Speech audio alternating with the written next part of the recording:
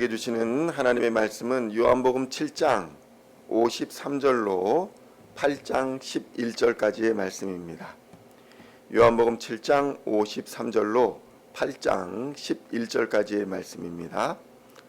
찾으셨으면 함께 한 목소리로 봉독하도록 하겠습니다. 다 각각 집으로 돌아가고 예수는 감람산으로 가시니라.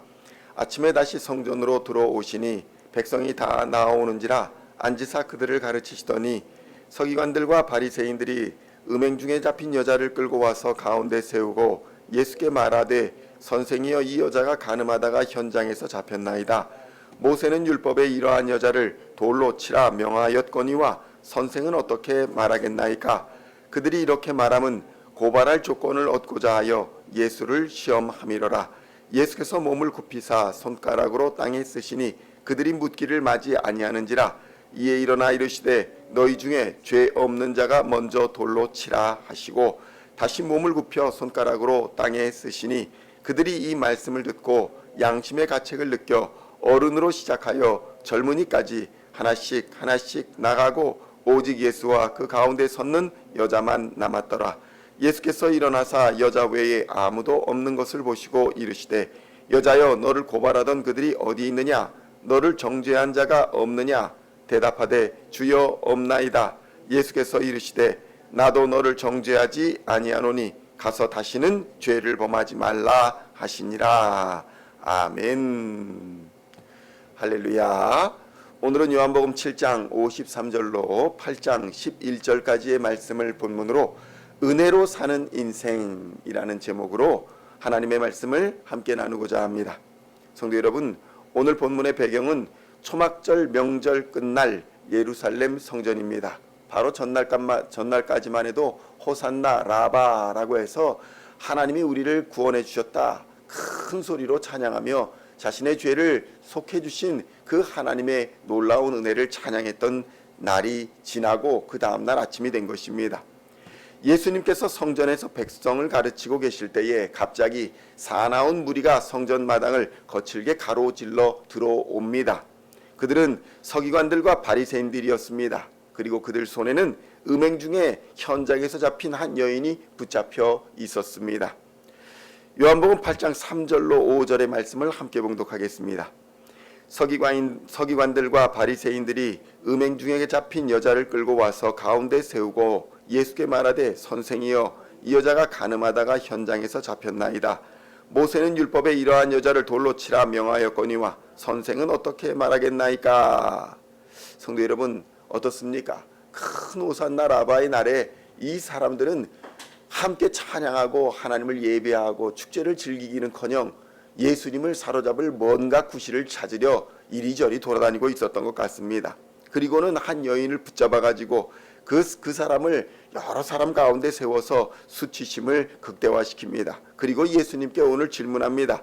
모세는 율법에 이러한 여자를 돌로 치라 명하였습니다. 간음하다 현장에서 잡혔습니다. 선생님은 어떻게 말하겠습니까? 성도 여러분, 이 질문은 예수님을 사로잡아 죽이기 위한 정교한 덫이라고 생각할 수 있습니다.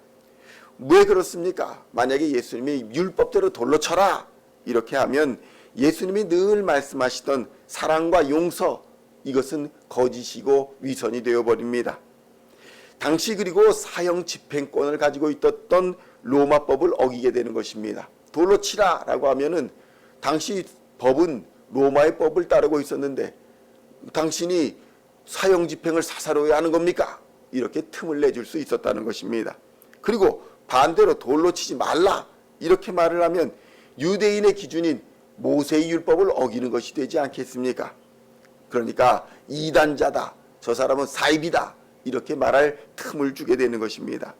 성도 여러분 어떻습니까? 사로잡혀온 여인의 생명이나 또 그 사람의 죄의 유무는 그들에게는 별로 중요하지가 않았습니다. 예수님만 잡을 수 있으면 어떤 핑계건 구실이건 될 수 있었다라는 것입니다. 그저 여인의 생명을 예수님을 향한 정죄의 도구로 삼아서 예수님을 올무에 빠뜨리려는 악한 의도를 가지고 있었다는 것입니다. 여인의 생명을 그저 목적을 달성하기 위한 도구로 사용하고 있었다라고 볼 수 있는 것입니다. 성도 여러분, 이런 다그침 앞에서 예수님은 그저 몸을 굽혀 손가락으로 땅에 무엇인가를 쓰고 계셨다. 성경은 그렇게 기록합니다. 성경은 예수님이 땅바닥에 무엇을 쓰셨는지 기록하지는 않고 있습니다. 그런데 이 행동 자체가 이 소란한 정죄의 현장을 잠시 침묵 속에 빠뜨려 버립니다. 요한복음 8장 6절의 말씀을 함께 봉독하겠습니다. 그들이 이렇게 말함은 고발을 조건을 얻고자 하여 예수를 시험함이로라. 예수께서 몸을 굽히사 손가락으로 땅에 쓰시니. 성도 여러분, 오늘날에도 많은 사람들이 유튜브에서 돈을 벌고자 어떤 인기를 얻고자 사람들을 무고하게 정죄하기도 하고 비판하기도 하고 이런저런 안 좋은 말들로 구실을 찾아 돈을 벌 구실을 찾아서 이런 행동 저런 행동하는 것들이 많이 있습니다. 그것 때문에 상처를 입고 또 생명의 끈을 놓아버린 사람들도 얼마나 많이 있습니까? 그런데 예수님이 이런 상태 앞에서, 이런 상황 앞에서 몸을 굽혀서 손가락에 땅에 쓰시는 그 이 행동만으로도 사람들의 마음을 잠시 누그러뜨리는 효과를 보여주고 있는 것입니다. 예수님이 이렇게 바로 대답하지 않는 침묵을 가지시게 되니까 어떤 일이 벌어집니까? 너희는 지금 이 여인의 죄를 보기 전에 너희 자신을 보고 있느냐? 마치 이런 말씀처럼 아무 답도 안 하시고 침묵하고 계셨습니다. 그럼에도 불구하고 종교 지도자들은 계속해서 예수님을 독촉합니다. 어떻게 하시겠습니까? 그러니까 결국 예수님이 일어나셔서 이렇게 말씀하십니다. 7절로 9절의 말씀 함께 봉독하겠습니다. 그들이 묻기를 마지 아니하는지라 이에 일어나 이르시되 너희 중에 죄 없는 자가 먼저 돌로 치라 하시고 다시 몸을 굽혀 손가락으로 땅에 쓰시니 그들이 이 말씀을 듣고 양심의 가책을 느껴 어른으로 시작하여 젊은이까지 하나씩 하나씩 나가고 오직 예수와 그 가운데 섰는 여자만 남았더라. 성도 여러분, 어떻습니까? 예수님은 모세의 율법을 부정하지는 않으셨습니다. 율법의 엄격함을 인정하셨습니다. 그리고 그 율법을 집행하려는 인간, 당신들은 어떠냐? 그 율법은 인정하겠는데 그 율법을 집행하고자 하는 너희들이 과연 그 자격이 있느냐? 이렇게 물으신 것입니다. 이 말씀이 떨어지자마자 현장에는 무거운 침묵이 흘렀습니다. 왜 그렇습니까? 바로 전날까지 우리는 죄인입니다. 호산나 라바, 큰 구원의 날입니다. 우리는 죄인인데 하나님의 은혜로 우리를 구원해 주셨습니다. 이렇게 밤새 찬양한 무리들이 죄 없는 자가 돌로 치라라고 말씀하니 그 양심의 가책을 느끼지 않을 수가 없었던 것입니다. 그들이 쥐고 있던 돌은 무엇입니까? 자신이 아니라 남을 치기 위한 돌이자 무기였지 않습니까?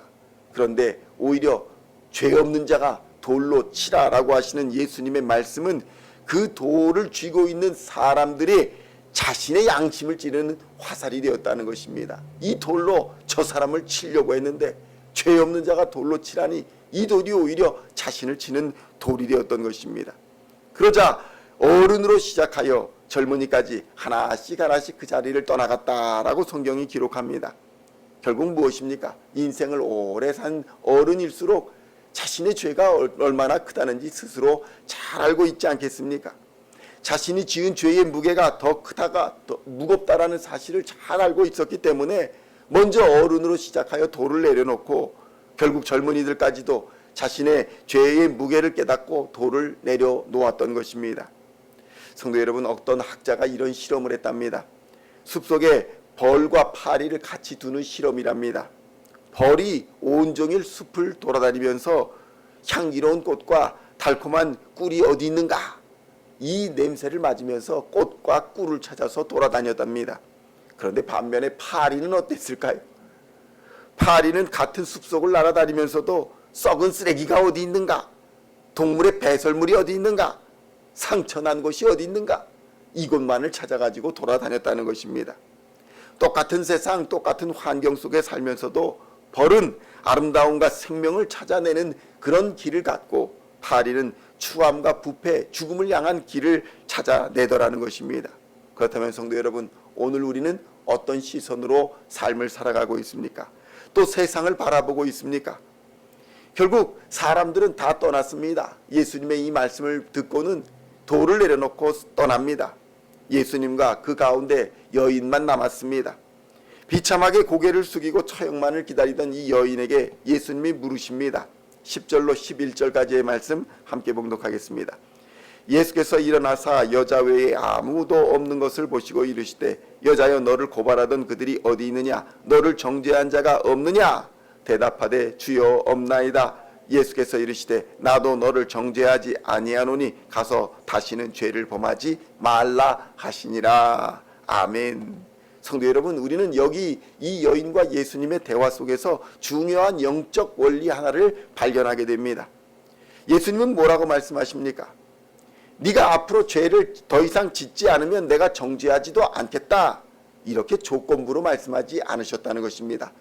너 죄 짓지 마, 그러면 내가 너를 정죄하지도 않을 거야, 이렇게 말씀하시지 않으셨다는 것입니다.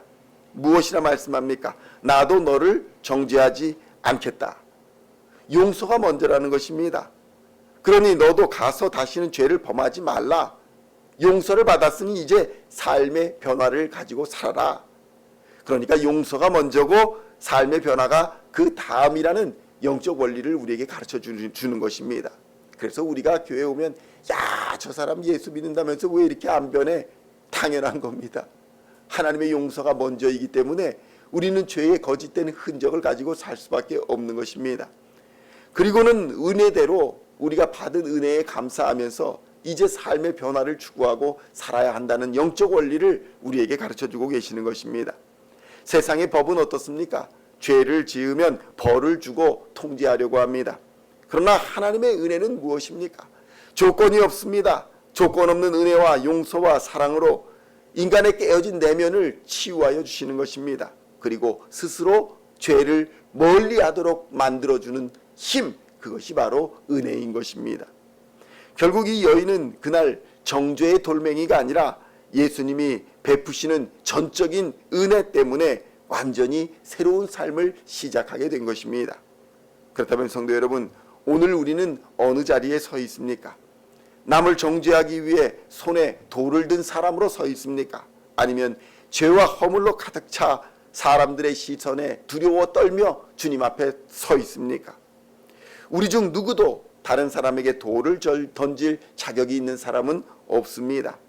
우리 역시도 예수님께서 나도 너를 정죄하지 않는다 라는 그 십자가 은혜 덕분에 이 자리에 숨쉬고 예배드릴 수 있음을 깨닫는 은혜가 있으시기를 우리 주님의 이름으로 축원드립니다. 단지 우리는 용서받은 죄인이라는 사실을 기억해야 됩니다. 그러므로 오늘 우리는 하나님의 말씀 앞에서 두 가지를 결단해야 됩니다. 첫 번째가 무엇입니까? 내 손에 쥐어진 정죄의 돌을 내려놓겠다 라는 결단입니다. 이 결단은 내가 배우자나 자녀나 이웃을 향해 들었던 비판과 정죄, 그런 돌을 내려놓고 예수님의 사랑의 눈으로 바라보리라 결단하는 것입니다. 두 번째가 무엇입니까? 나를 용서하신 이 주님의 은혜를 의지하여서 이제는 거룩함을 향해 나아가리라 결단하는 것입니다. 예수님은 은혜로 우리를 풀어 자유케 하여 주셨습니다.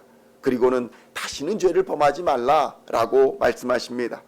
그러므로 오늘 우리는 우리에게 주시는 주님의 음성을 기억하며 정죄의 돌을 내려놓고 오직 은혜를 의지하여 은혜에 합당한 거룩한 삶을 살아가는 우리 시온의 모든 성도님들 다 되시기를 우리 주 예수님의 이름으로 간절히 축원드립니다. 기도하시겠습니다. 하나님 아버지 감사합니다. 우리는 어느 자리에 서 있습니까?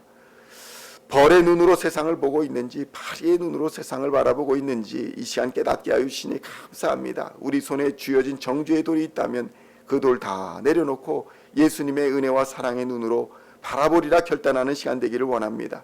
나를 용서하신 주님의 은혜를 의지하여 그 은혜에 합당한 거룩한 삶을 살아갈 수 있도록 주님 역사하여 주시옵소서. 이 시간 성령으로 충만케 하여 주시사 그 성령의 능력을 가지고 이 세상의 악한 권세와 죄악 권세와 유혹과 사망과 질병, 어둠의 권세를 넉넉히 이기는 하나님의 사람들 다 되도록 역사하여 주시옵소서. 주님의 마음을 품고 살아갈 때에 주께서 우리에게 빛과 소금의 역할을 잘 감당하게 역사하여 주실 줄로 믿습니다. 우리를 바른 길로 거룩한 길로 인도하여 주시고 보호하여 주시고 지켜 주시옵소서. 이 시간도 주님 앞에 나와 간절히 기도하는 제목들이 있습니다.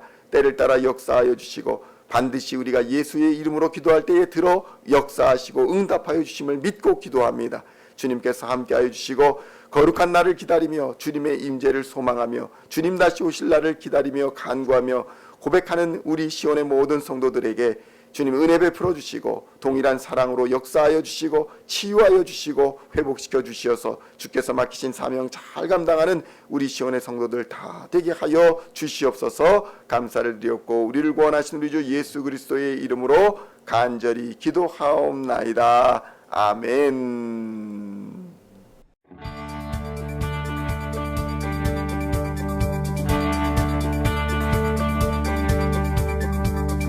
Singing songs of thy praise, we are coming to you, dancing before